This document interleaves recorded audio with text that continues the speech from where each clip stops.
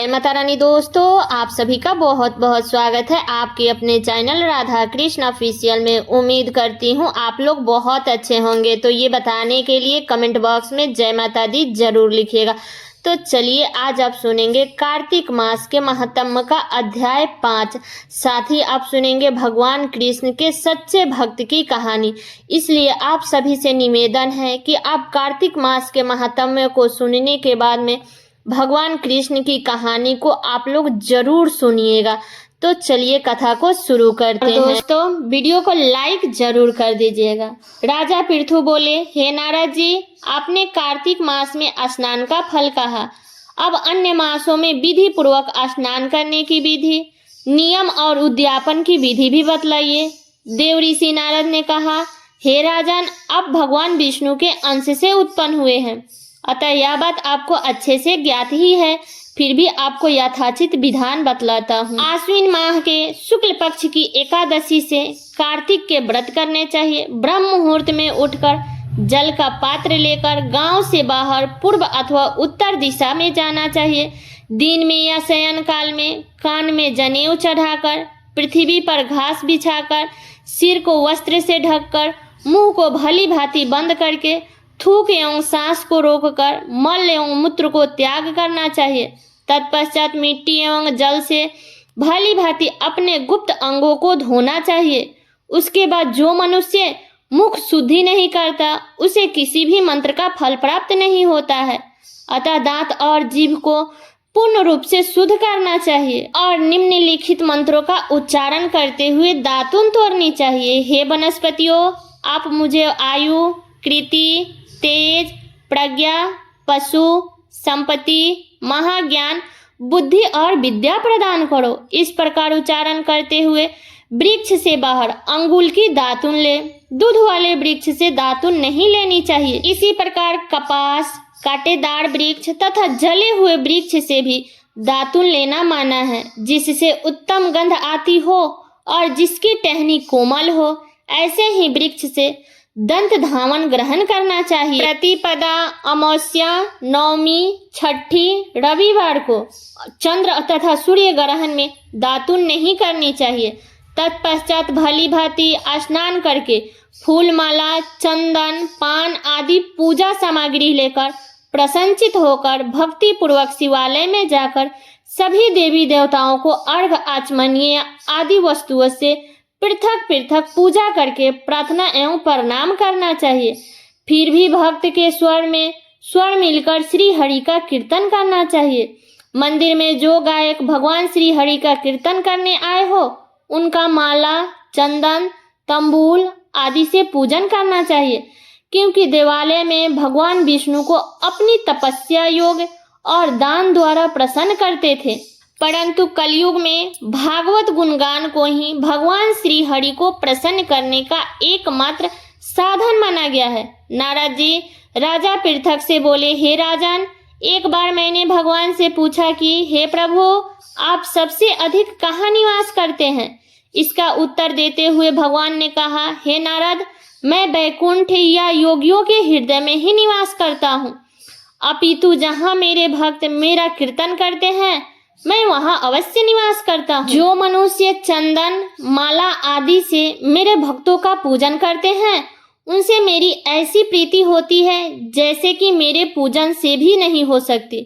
नारद जी ने फिर कहा, शिरीष, धतूरा, गिरजा, चमेली, केसर, कंदार और कटहल के फूलों एवं चावल से भगवान की विष्णु की पूजा नहीं करनी चाहिए। कंद, गिरीप, जूही, मालती और केवड़ा के पुष्पों से भगवान शंकर की पूजा नहीं करनी चाहिए। जिन देवताओं की पूजा में जो फूल लगता है उन्हीं से उनका पूजन करना चाहिए। पूजन समाप्ति के बाद भगवान से क्षमा प्रार्थना करना चाहिए कि हे सुरेश्वर, हे देव, ना मैं मंत्र जानता हूँ ना क्रिया, मैं भक्ति से भी हीन हूँ। मैंने जो कुछ भी आपकी पूजा में की है उसे पूरा करे।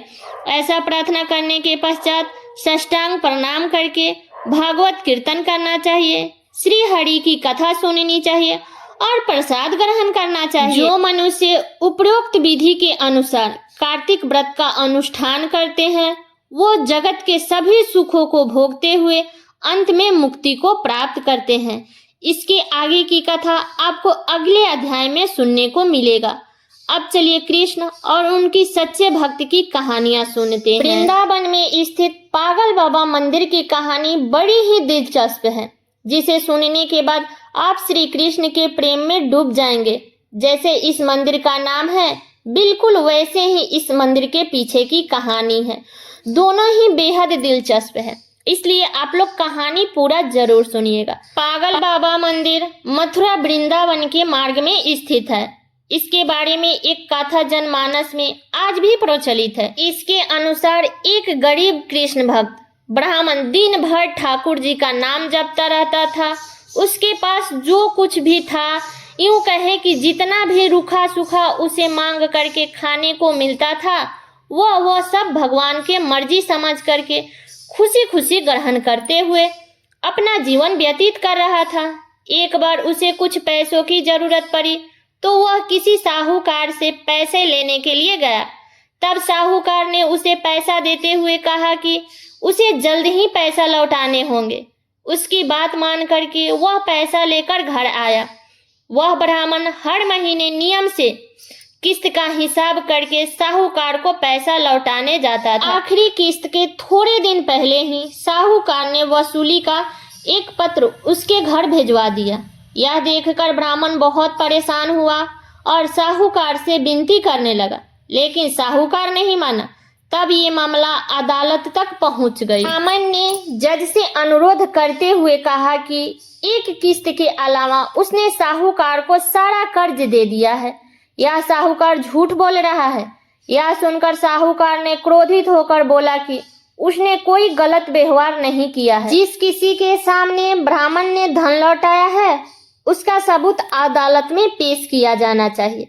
यही सुनकर ब्राह्मण सोच में डूब गया, क्योंकि साहूकार को ब्राह्मण ने जब धन लौटाया था तब उसका कोई भी गवाह नहीं था। इस बारे में बहुत सोचते हुए ब्राह्मण को अंत में अपने भगवान की याद आई और गवाह के रूप में उसने भगवान कृष्ण का नाम लिया। यह सुनकर पहले तो जज साहब कुछ हैरान हुए, लेकिन बाद में ब्राह्मण से उसका पता मांगा गया। ब्राह्मण के कहने पर एक नोटिस बांके बिहारी के मंदिर में भेजा गया। पेशी की अगली तारीख पर एक बूढ़ा आदमी कोर्ट में पेश हुआ और ब्राह्मण की तरफ से गवाही देते हुए बोला कि जब ब्राह्मण साहूकार का पैसा लौटाता था तब मैं उसके साथ ही होता था। बूढ़े आदमी ने रकम वापस करने की हर तारीख कोर्ट में मुंह जबानी बताया, जैसे कि उसे सब कुछ एक एक तारीख के हिसाब से याद हो। साहूकार के खाते में भी बूढ़े आदमी द्वारा बताए गए रकम की तारीख भी सही निकली, लेकिन साहूकार ने राशि तो दर्ज की थी, लेकिन नाम फर्जी लिखे थे। इसके आधार पर जज ने ब्राह्मण को निर्दोष साबित कर दिया, लेकिन जज अब तक हैरान थे कि इतना बूढ़ा आदमी इतनी तारीख कैसे याद रख सकता है। तब जज साहब ने बूढ़े आदमी के बारे में ब्राह्मण से पूछा कि यह बूढ़ा आदमी कौन है। तब ब्राह्मण ने उत्तर दिया कि वह सब जगह रहता है। लोग उन्हें श्याम, कान्हा, कृष्ण आदि नामों से जानते हैं। इसके बाद फिर से जज साहब ने ब्राह्मण से पूछा कि वह बूढ़ा आदमी कौन था। फिर ब्राह्मण ने कहा, सच में मुझे नहीं पता कि वो कौन था। तब जज साहब को इस बात का बहुत हैरानी हुई। के मन में सवाल पर सवाल आ रहे थे कि आखिर वो आदमी कौन था। इससे पहले कि वो सुलझाने के लिए जज साहब स्वयं अगले दिन बांके बिहारी मंदिर में पहुंच गए। वहां जाना चाहते थे कि आखिर बीते दिन जो आदमी अदालत में आया था वो कौन था। मंदिर के पुजारी से जब जज साहब ने पूछा और सारे घटनाक्रम की जानकारी करते हुए बात की, तो पुजारी ने उन्हें बताया कि जो भी चिट्ठी पत्री यहाँ आती है उसे भगवान के चरणों में रख दिया जाता है। जज साहब ने उस बूढ़े आदमी के बारे में भी पूछा, लेकिन पुजारी ने कहा ऐसा कोई भी आदमी यहाँ नहीं रहता है।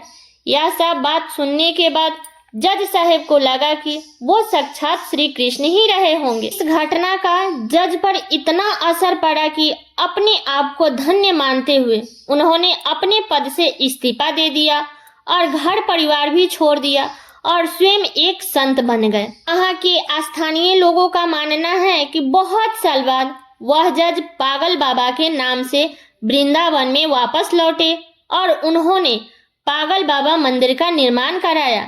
तब से यह मंदिर पागल बाबा के नाम से जाने जाना प्रसिद्ध हो गया। इस मंदिर के निर्माण के बारे में एक और प्रचलित मान्यता ये भी है कि जज साहब को पता लगा कि उसके सामने साक्षात श्री कृष्ण ही कोर्ट में पेश हुए थे। तब वह श्री कृष्ण को ढूंढने के लिए इतने अधीर हो गए कि अपनी सुध बुध खो बैठे थे। इस घटना ने उन्हें पागल सा कर दिया था। इसके बाद वह जिस किसी के भंडारे में जाते थे वहां से पत्तल की जूठन उठाते थे और उसमें से आधा जूठन ठाकुर जी को अर्पित करते थे और आधा जूठन खुद खाते थे। उन्होंने ऐसा करते देख लोगों ने उनके खिलाफ हो गए और लोगों ने उन्हें मारना पीटना शुरू कर दिया। लेकिन वह अपना सुध बुध खोकर प्रत्येक दिन भंडारे का जूठन खुद खाते थे और भगवान को भी खिलाते थे। हार कर लोगों ने उन्हें एक पागल के रूप में मान लिया। धीरे धीरे उनका नाम पागल बाबा पड़ गया। ऐसा कहा जाता है कि उनसे परेशान होकर लोगों ने एक बार उनके खिलाफ एक योजना बनाई, जिसके अनुसार लोगों ने भंडारे में अपने पतलों में कुछ ना छोड़ा ताकि वह ठाकुर जी को जूठन ना खिला सके। उन्होंने फिर भी सभी पतलों को पोंछ करके एक निवाला इकट्ठा कर लिया और अपने मुंह में डाल लिया। इस बार वह ठाकुर जी को भोग लगाना भूल गया। इस बात का एहसास होते ही वह बिना ठाकुर जी को भोग लगाए ही निवाला मुंह में रख गए हैं, तो उन्होंने अपना निवाला गले के नीचे नहीं जाने दिया। उन्हें लगा कि वह पहले खा लेंगे तो ठाकुर जी का अपमान हो जाएगा, अगर थूक दिए तो अनकम अपमान हो जाएगा। अब वह निवाला मुंह में लेकर ठाकुर जी का ध्यान करने लगा। तभी अचानक से बाल गोपाल एक सुंदर से लड़के के रूप में पागल बाबा यानी कि जज साहब के पास आया और बोला, क्यों आज मेरा भोजन खा गए? यह सुनकर जज की आंखों में आंसू भर गए और बोले कि ठाकुर जी बड़ी भूल हो गई, माफ कर दो। तब ठाकुर जी भी मुस्कुराते हुए बोले कि आज तक तुमने मुझे लोगों का जूठा खिलाया है, किंतु आज अपना ही जूठा खिला दे। जज साहब की आंखों से आंसू रुकने का नाम ही नहीं ले रहे थे। इस घटना के बाद उनके अनुयायियों की संख्या बढ़ने लगी। कालांतर में माँ बाबा ने एक विशाल मंदिर की स्थापना का प्रण लिया और विशाल भंडारा का आयोजन किया। अपार जन समूह उमड़े, लेकिन बाबा का भंडार खाली होने का नाम ही नहीं ले रहा था। बाबा ने मंदिर में विशाल रसोई का निर्माण कराया था तथा मंदिर के नीचे विशाल भंडार घर बनवाया। उसी समय आकर विभाग ने छापा कर दी। इतना अनाज और भंडारे का सामान कहाँ से आ रहा है? बाबा का चमत्कार तब भी हुआ जब पूरी टीम भंडार घर में घुसा तो उसे वहां कुछ भी नहीं दिखाई दिया। वह आश्चर्यचकित हो गए कि जब कोई सामान ही नहीं है तो इतना विशाल भंडार कैसे चल रहा है। हैरान परेशान होकर के अधिकारी वहां से चले गए। पागल बाबा को समर्पित यह विशाल मंदिर आज भी वृंदावन में मौजूद है। कहा जाता है कि यहाँ से कोई भी भक्त खाली हाथ नहीं जाता है। यहाँ भक्तों की हर मनोकामना बाबा और उनके कान्हा जरूर सुनते हैं। यह 10 मंजिल मंदिर अपने आप में अनूठी है और वृंदावन की एक सशक्त पहचान भी है। यह मंदिर सबसे निचली मंदिर पर लगने वाली कठपुतलियों की प्रदर्शन के लिए प्रसिद्ध है। यह कठपुतलियां खेल के जरिए महाभारत और रामायण महाकाव्य को दर्शकों के सामने रखा जाता है। तो ये है कृष्ण और पागल बाबा की वृंदावन की कहानी। तो ये कथा मेरा यहीं तक का था। कैसा लगा ये कथा आप लोग कमेंट करके जरूर बताइएगा। चैनल पे नए आए हैं तो सब्सक्राइब कर लीजिएगा, बेल आइकन को प्रेस कर दीजिएगा, जिससे मेरे वीडियो का नए नोटिफिकेशन आप सभी के पास में सबसे पहले पहुंचे। और वीडियो को लाइक कर दीजिएगा, क्योंकि आपके एक लाइक से मुझे बहुत ही मोटिवेट मिलता है।